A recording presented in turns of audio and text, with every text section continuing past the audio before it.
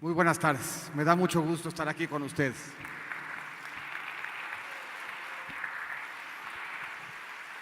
Y me da mucho gusto estar aquí porque he estado con ustedes muchas veces. Prácticamente en cada una de las secretarías que tuve la oportunidad de desempeñar, tuve la fortuna de tener un diálogo con Canacintra.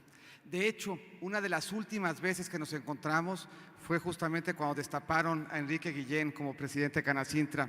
Y me da mucho gusto y espero que se me contagie de esa buena fortuna.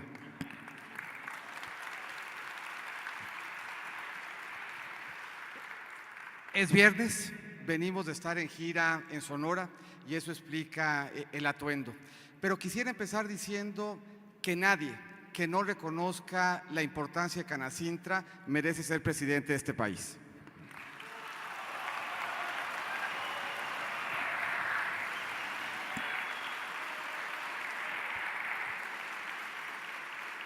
Y estando ya encampañados, pues yo sugiero que todos ustedes voten por el mejor de los candidatos que estuvo aquí presente entre ustedes.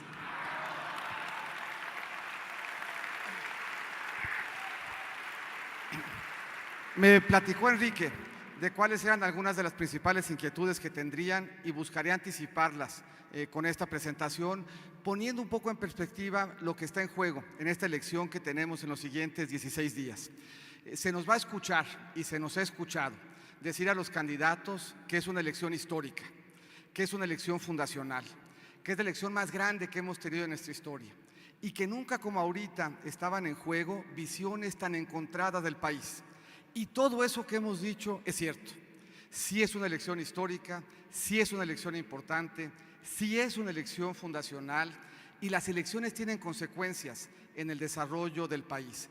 Y esas consecuencias las podemos ver cuando revisamos qué ha pasado con el mundo en los últimos años y ponderamos qué es lo que explica que los diferentes países se hayan desarrollado y cómo.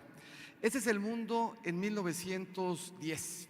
En 1910 la esperanza de vida era 34 años y el ingreso promedio era $2,000 por año. En términos generales, en 1910 se vivía poco y se vivía mal. Y uno podría anticipar como hipótesis que el solo paso del tiempo habría llevado a que los países mejoraran y que mejoraran más o menos todos. Y lo que vamos a ver cuando revisemos el paso de los siguientes o de los anteriores 100 años es que este no es el caso. Los países todos tuvieron una diferente evolución y la evolución depende de las decisiones que fueron tomando en materia de política pública. Cuando los países tomaron buenas decisiones, mejoraron. Cuando los países tomaron malas decisiones, empeoraron. El solo paso del tiempo no implica que los países mejoren. Y uno puede resumir en estos dos ejes lo que uno esperaría de un buen gobierno. Un buen gobierno debiera resultar en que la gente ganara más y tuviera mejor calidad de vida. Y vamos a ver en un minuto los últimos 100 años. Habremos de ver primero un centón en la Primera Guerra Mundial. Vamos a ver cómo India y la China no solamente no mejoran, sino que empeoran durante muchos años, resultado de mala política pública. Vemos cómo México mejora. Nos vamos a encontrar en el caso de México la crisis de 82, que nos tomó una generación recuperar. Vamos a ver también cómo avanzan China e India y vamos a ver cómo se ve el mundo ya en el 2018. Primera cosa que llama la atención, la dispersión entre los países es mucho mayor que la que teníamos hace 100 años. Hace 100 años prácticamente todos vivían poco y mal y ahora en cambio hay algunos que viven mucho y muy bien, pero hay algunos que siguen viviendo como se vivía hace 100 años. Eso quiere decir de nuevo que el solo paso del tiempo no explica esta evolución y que atrás de una evolución diferente por país está resultados distintos de las decisiones que en cada país se tomaron.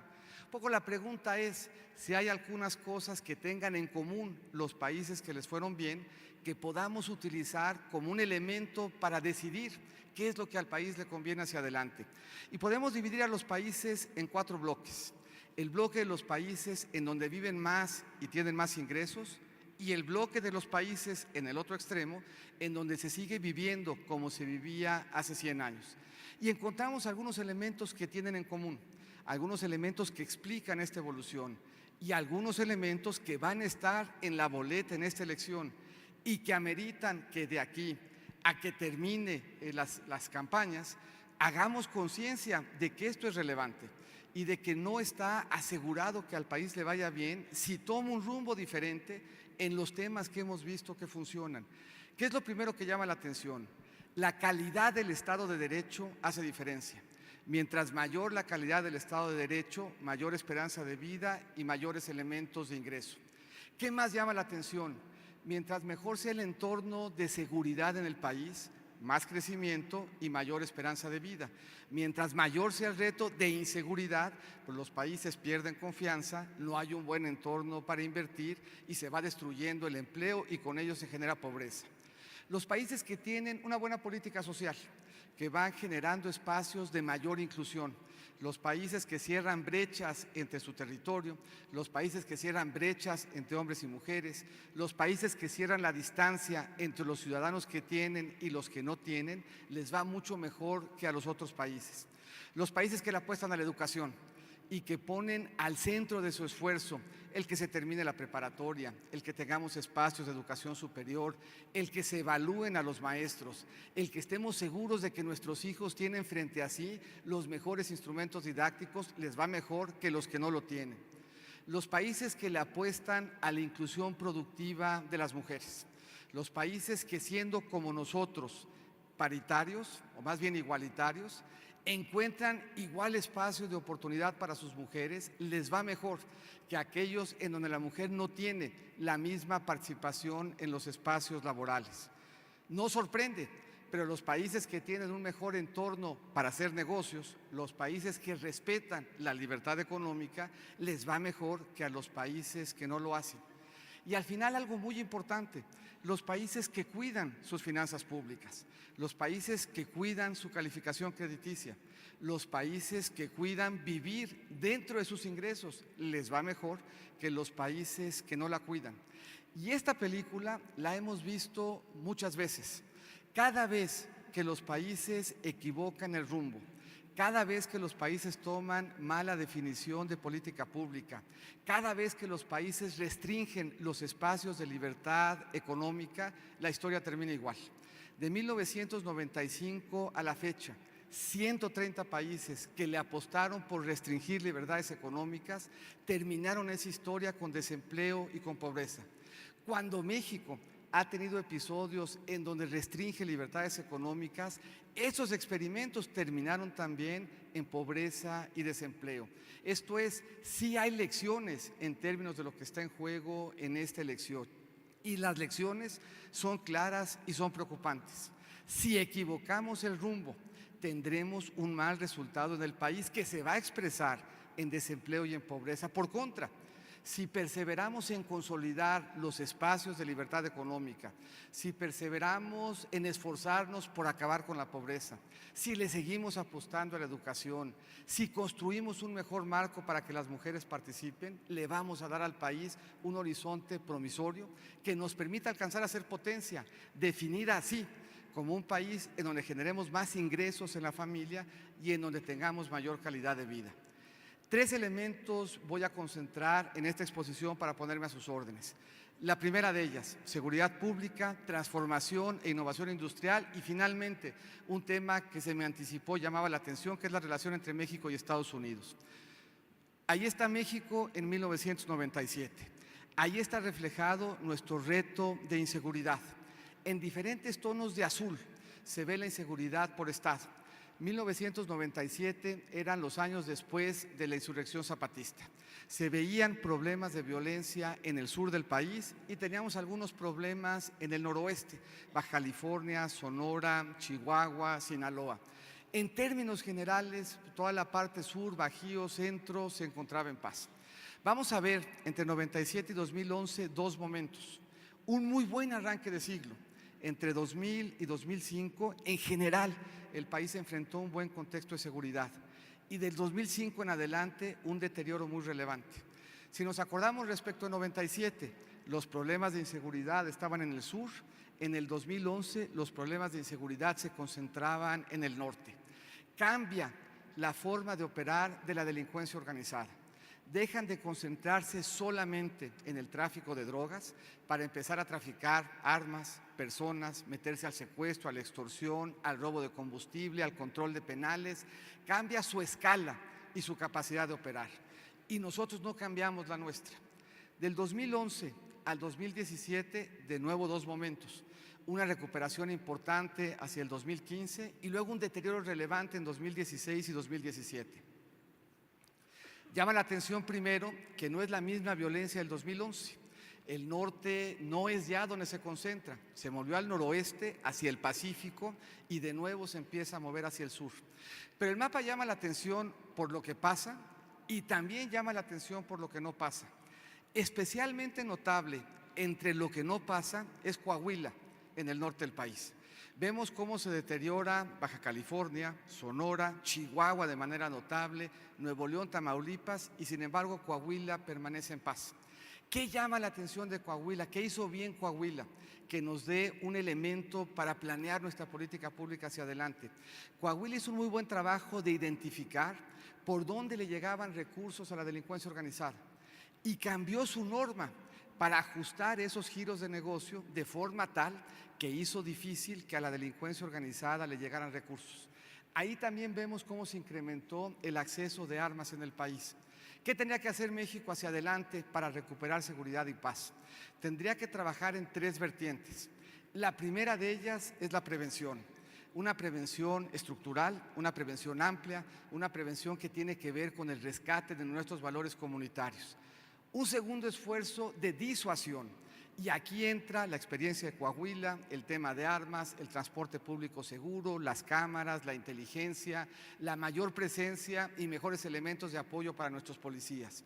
Y un tercer elemento absolutamente fundamental, la capacidad de investigar para poder castigar. En México solamente 3 de cada 100 delitos que se denuncian terminan con una sentencia. Si no somos capaces de investigar y por lo tanto de castigar, no importa qué hagamos en prevención y en disuasión, no vamos a alcanzar buenos resultados. En términos ya más allá de la seguridad, ¿qué tendríamos que hacer para fomentar una cultura de transformación e innovación industrial? Un primer elemento que también está en la boleta, consolidar la apertura del mercado energético. Quitarle al gobierno de encima al sector industrial con mejoras regulatorias y simplificación. Nosotros creamos una ley, la de zonas económicas especiales, y algo que hace especial a la zona es que tiene una ventanilla única. Bueno, esta ventanilla única debiera de no tener nada de especial y de ser la norma que estuviera vigente en todo el interactuar entre el sector empresarial y el gobierno. Las contrataciones abiertas y transparentes, todos los contratos, todos hechos públicos, a quién se le dieron, de qué manera, de qué forma y bajo qué mecanismo. Una agencia autónoma que proteja al emprendedor. 3 veces más presupuesto y con una gobernanza diferente de apoyo a los emprendedores. Y algo que ustedes conocen bien, las recetas no pueden ser las mismas en todas partes. Cada una de nuestras regiones tiene una vocación diferente y por lo tanto tendríamos que tener polos regionales de innovación y de desarrollo. La que sigue. En términos de lo que estamos viendo hoy con Estados Unidos, eso nos plantea una agenda amplia y compleja, que tiene diferentes elementos que todos tienen que ser atendidos. Uno muy importante es la relación entre el migrante y la comunidad que lo recibió allá. Hoy especialmente retante, pero siempre muy valioso. La importancia de las remesas aquí para todos ustedes es conocida y el imperativo de cerrar la brecha entre el ciudadano y el migrante que vive allá es una tarea cotidiana que nos entrega muy buenos frutos y que hace sentir al migrante cerca de su gobierno. La negociación debiera de ofrecer espacios de oportunidad para que los 3 países encontraran beneficios en una actualización del tratado. El Tratado de Libre Comercio fue uno de los primeros 50 tratados que se firmó en el mundo. Hoy hay firmados más de 900. Entre el Tratado 50 y el Tratado 900, pues hay áreas de oportunidad y hay aprendizaje que pudiéramos incorporar en el nuestro para mejorar. De entrada, buena parte de lo que hoy incluye el comercio no existía cuando se negoció el Tratado de Libre Comercio. De ahí que podemos pensar que hay espacio para mejorar. La relación entre México y Estados Unidos es bastante menos contingente en el tratado que lo que era en 1994. Una buena parte de las exportaciones o se da en bienes que no existían, o se da en bienes que existiendo tienen el mismo tratado arancelario que la OMC, o se da en bienes que teniendo un tratamiento arancelario diferente, la competitividad de la cadena fuera de Norteamérica nos permite entrar siendo más competitivos por fuera del tratado. Eso implica que el tratado no condiciona nuestro crecimiento hacia adelante. Pero para que eso suceda, tenemos que consolidarnos como una plataforma logística global. Muchos países del mundo comercian con Estados Unidos sin tener tratados, pero todos los que lo hacen de manera exitosa, lo hacen de manera exitosa porque logísticamente hablando son muy competitivos. Si nosotros le apostamos a nuestra logística y tenemos tratado, nos va a ir muy bien. Si nosotros le apostamos a nuestra logística y no tenemos tratado, nos va a ir muy bien de todas maneras.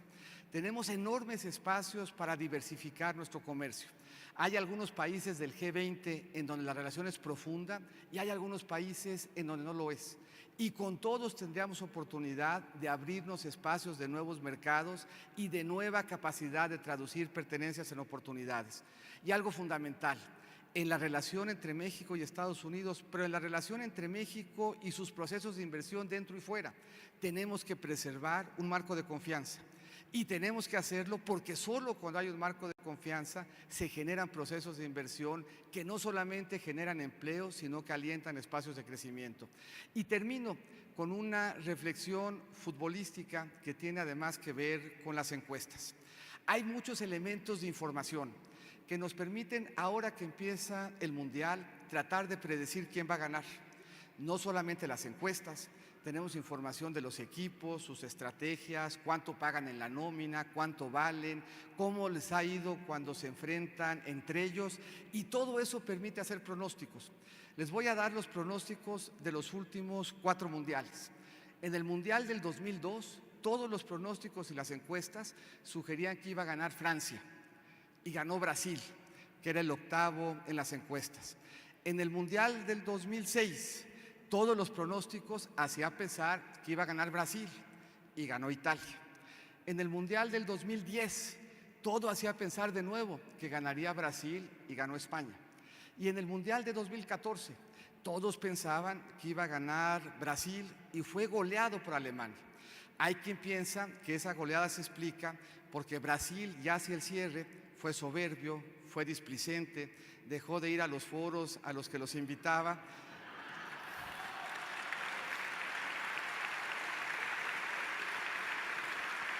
Por lo tanto, y sin ninguna ambigüedad, lo que esto acredita es que hay que jugar los 90 minutos. Y si se juegan los 90 minutos con empeño, bien plantados sobre la cancha, con la confianza y la conciencia de que tenemos los mejores planteamientos, vamos a acabar ganando esta elección y como en los últimos 4 mundiales, no va a ganar el puntero, va a volver a perder.